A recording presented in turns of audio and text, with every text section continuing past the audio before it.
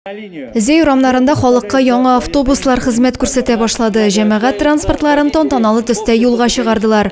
Район башлыгы Разиф Кәримов сөенечле вакыйга белән зейлеләрне тәбрикләде. Җәмәгать транспорты сыйфатын яхшырта алуыбыз өчен республика җитәкчелегенә рәхмәт җиткерде. Мы пожелаем, чтобы им хорошая дорога была, чтобы она всегда асфальт сухой, чистый был, чтобы пассажир-поток был увеличен, когда людей побольше возим, и водителям, наверное, интересно.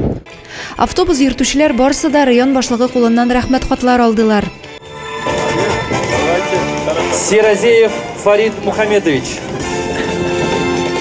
Транспорт паркы имин һәм сыйфатлы юллар федераль проекты буенча республика рәисе һәм район башлыгы ярдәме белән яңартылды. Разиф Кәримов шәхсән үзе автобусларның торышын бәяләде. Беренчеләрдән булып инде без шушы заводта автобус ясаучы заводка чыгып Павлов шәһәрендә, анда инде безнең җегетләр барып кайттылар.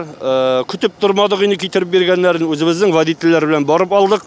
Шуңа күрә инде без республикада беренчеләрдән булып полноценно 100% үзебез теләгән автобусларны алдык. Бүген көндә менә бөтен эшләрен бетереп инде эксплуатация ясый торган организациягә бирдек. 5 автобусның 4-се шәһәрдә һәм Искезей маршруты буенча хәрәкәт итә. Тагын Бохарай, Сармашбаш, Мәлем, Төги авыллары юнәлешендә дә йөртү күздә тотыла. Яңа автобусларга йөртүчеләр дә сөенә. Яңа автобуста йөрибез, эшләп, настроениелар яхшы, пассажирларның настроениесе яхшы була, күтәрелә. 7 март көнне иртәнге сәгать 5-тә җәмәгать транспортлары линиягә чыкты. Адилә Борханова, Максим Майоров, Александр Тимофеев, Зей хәбәрләре.